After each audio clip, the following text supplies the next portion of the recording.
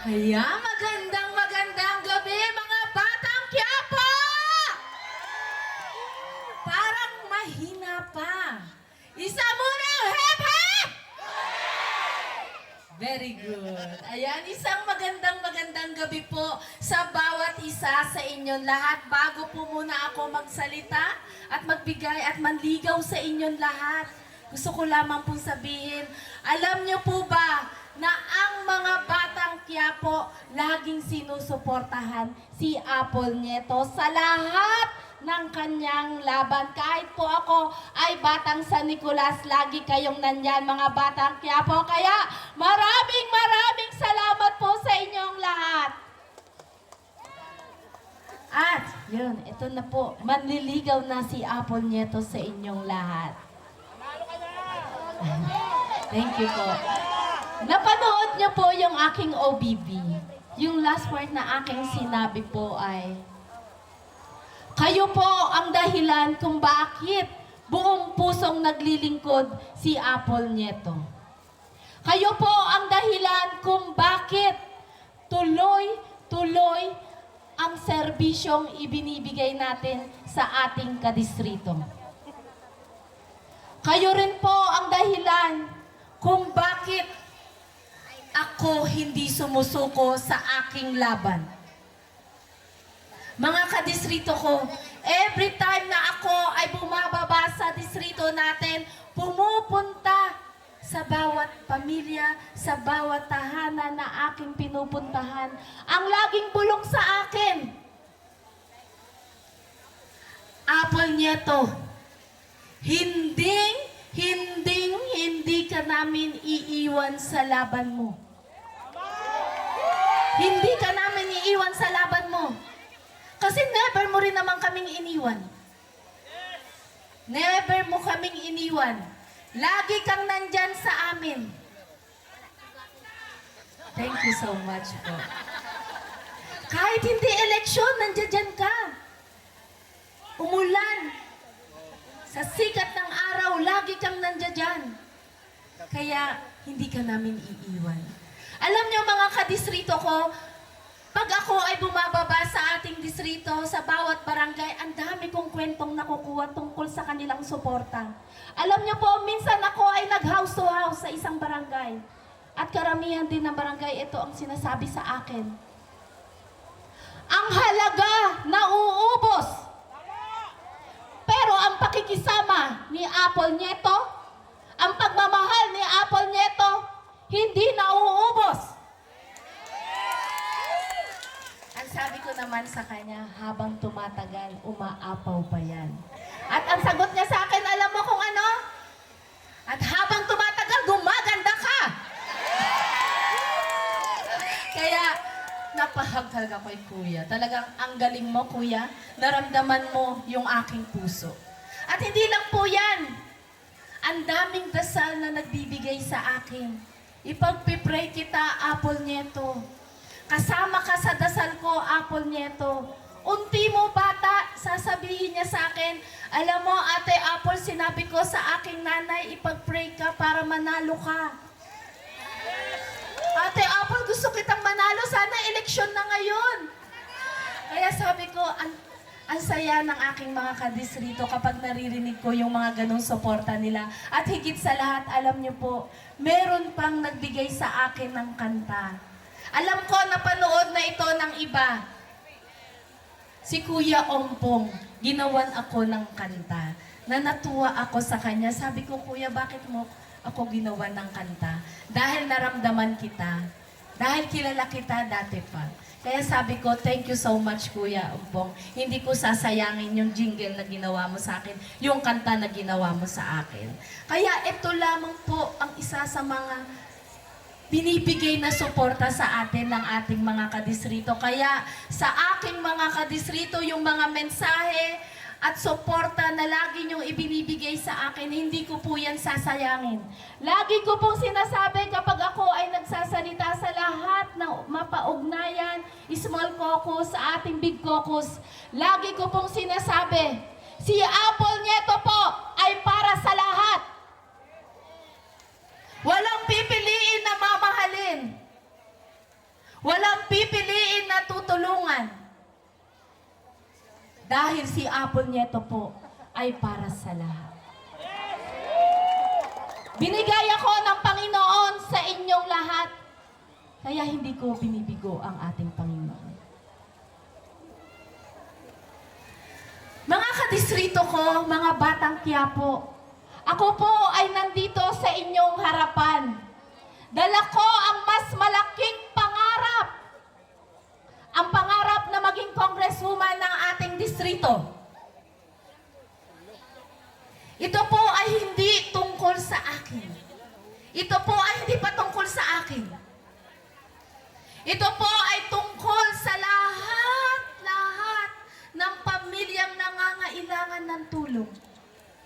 Sa lahat ng mga batang may mga pangarap. At sa lahat ng mga manggagawang araw-araw na lumalaban sa kanilang buhay para sa kanilang pamilya. Kaya uulitin ko po, si Apple Nieto po ay para sa lahat.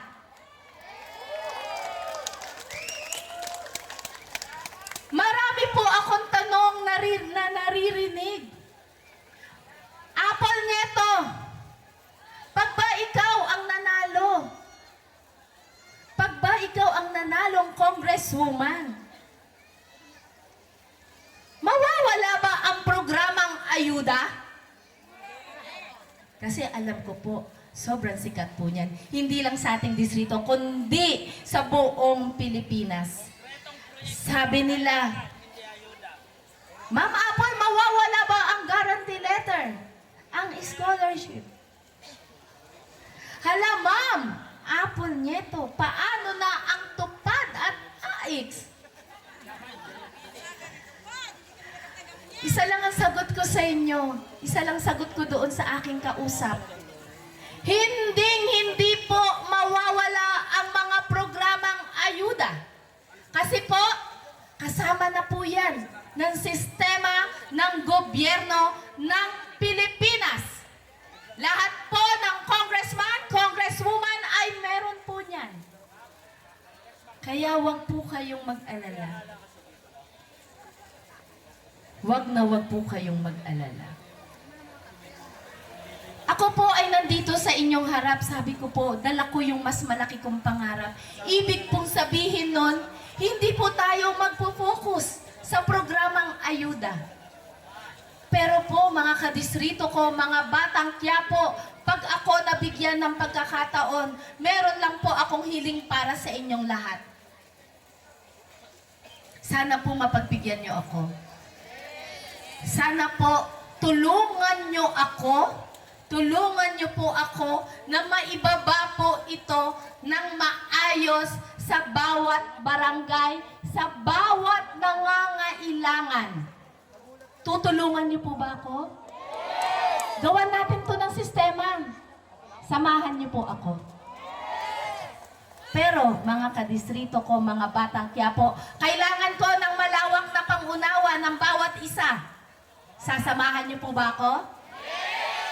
Sinabi ko po kanina, hindi po tayo magpo-focus lamang po sa programang pang-ayuda. Pero hindi po natin to iiwan. Hindi natin to pababayaan dahil ibababa natin ito ng maayos.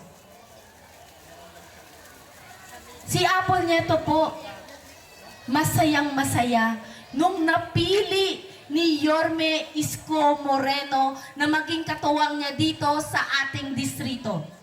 Dahil ibig sabihin, mga batang Quiapo, mga kadistrito ko, meron nakita si Yorme Isko Moreno na kaya pa natin, na meron pa tayong kayang gawin.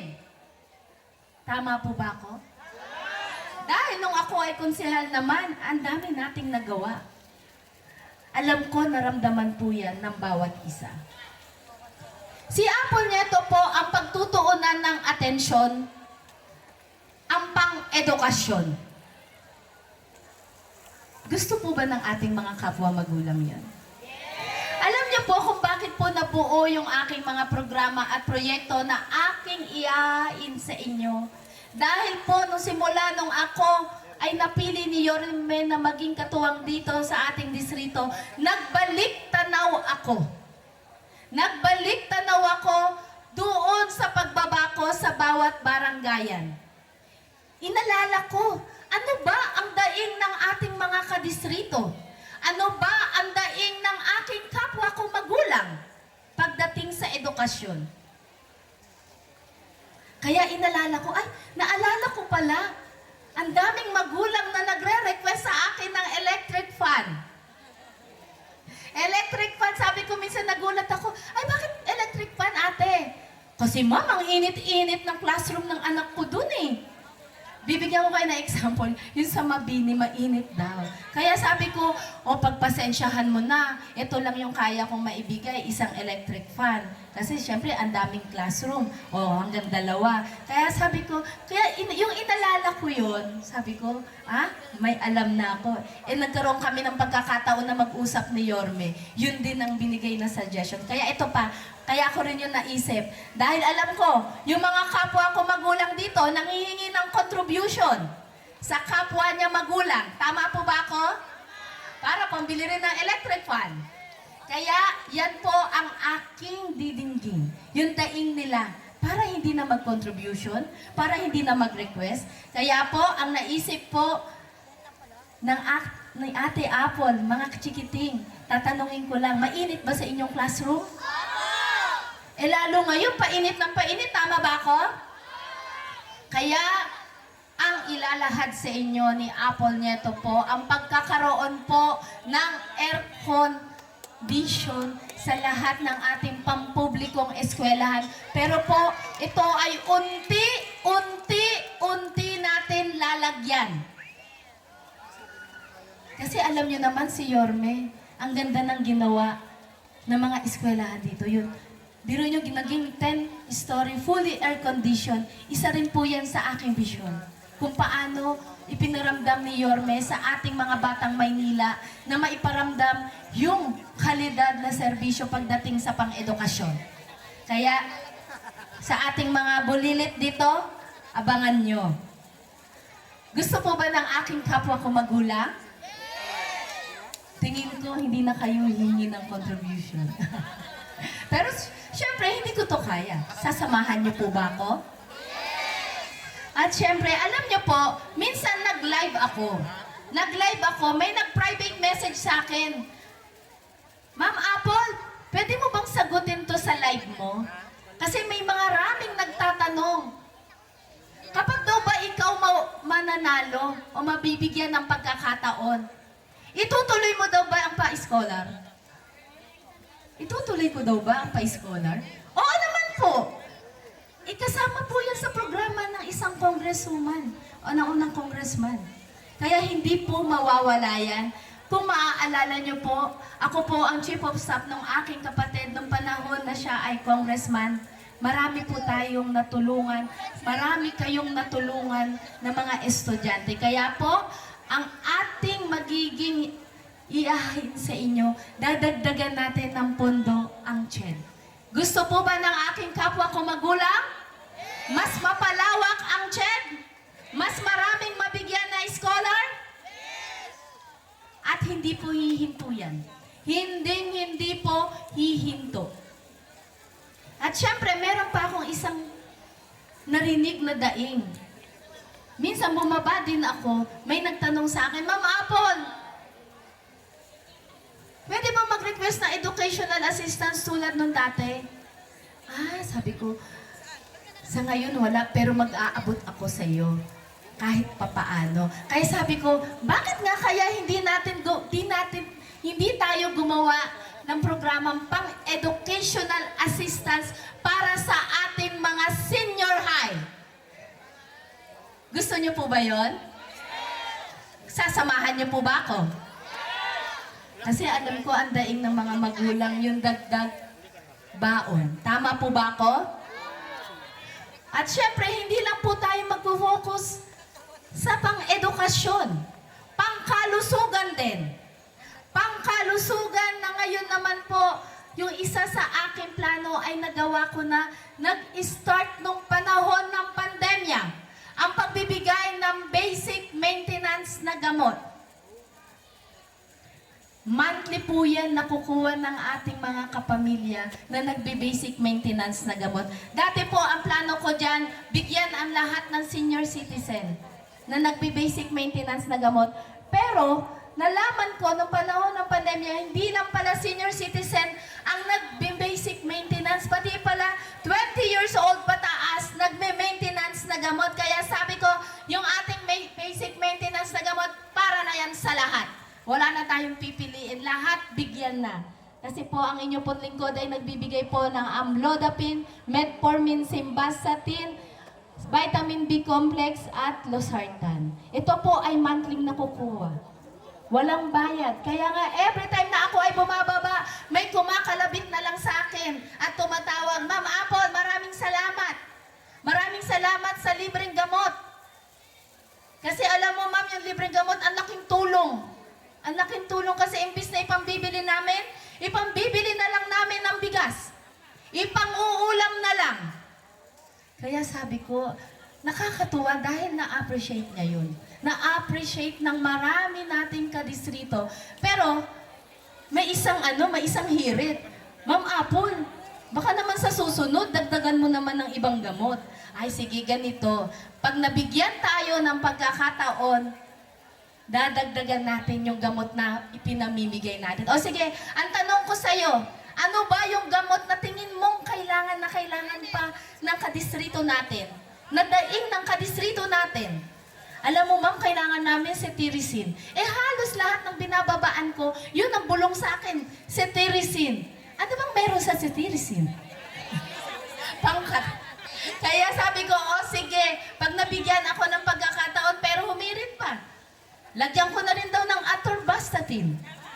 Nung isang nakausap ko, rosorvastatin. Kaya sabi ko, sige, pagtulungan natin to. Dahil ako naman, yung lahat ng ginagawa kong programa, ayoko na i-stack lang sa iisa lang. O sa palaging ganyan. Gusto ko laging lumalawak.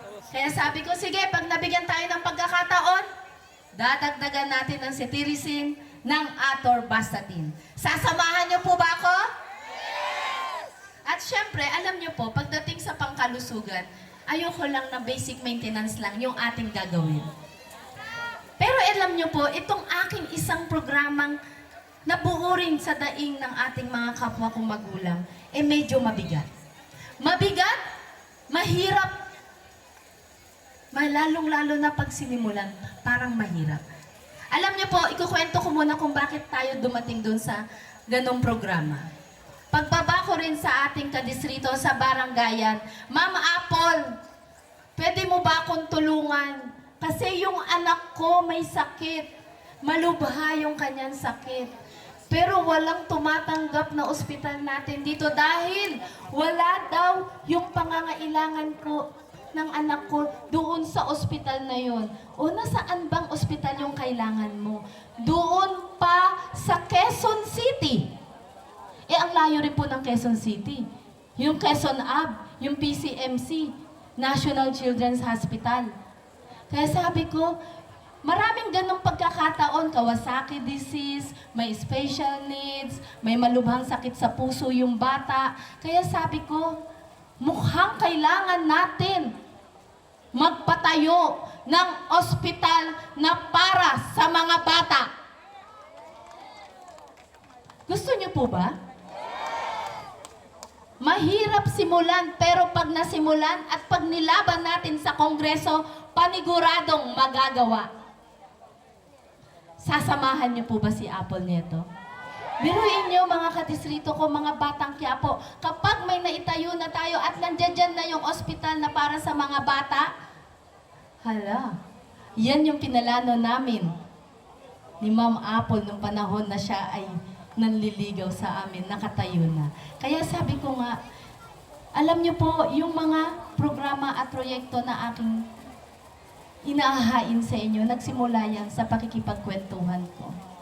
At syempre, mga kadistrito ko, mga batang Quiapo, hindi lang pangkalusugan. Isasama ko din ang pangkabuhayan. Mas maraming manunod sa pangkabuhayan. Pero alam niyo kung bakit? Dahil alam nyo naman po, yung mga nakukuha natin ngayon ay hindi naman po sapat. Hindi po sapat ang panandaliang ginhawa. Kailangan po natin ng pangmalawakan na solusyon, panghabaan na solusyon. Tama po ba ako doon? Kaya po, ang TESDA at DOLE, palalawakin natin yan. Palalawakin natin. Pero kailangan ko ng tulong nyo doon. Once na kayo ang naka-avail niyan, kailangan nyong paunlarin ang inyong pamumuhay. Tama po ba ako doon?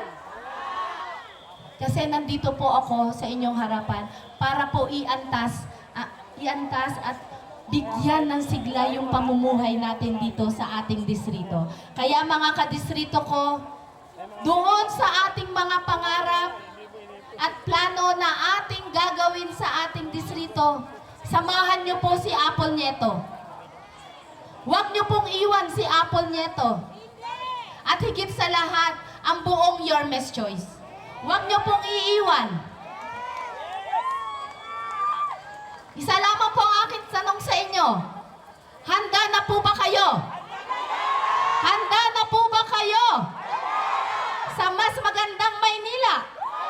Sa mas makataruhang Maynila? At higit sa lahat, sa mas masiglang Maynila. Sasamahan niyo po ba kami? Sasamahan niyo po ba si Yorme Isko Moreno? At ang kanyang katuwang, Vice Mayor G. Atienza. At yung ating mga konsehal na nagsalita sa inyong lahat, huwag nyo na pong pakawalan yan. Huwag nyo na pong pakawalan. Hindi nyo na po ba pakakawalan? Kasi pag hindi nyo pinakawalan yan, magsasama talaga tayo ng forever.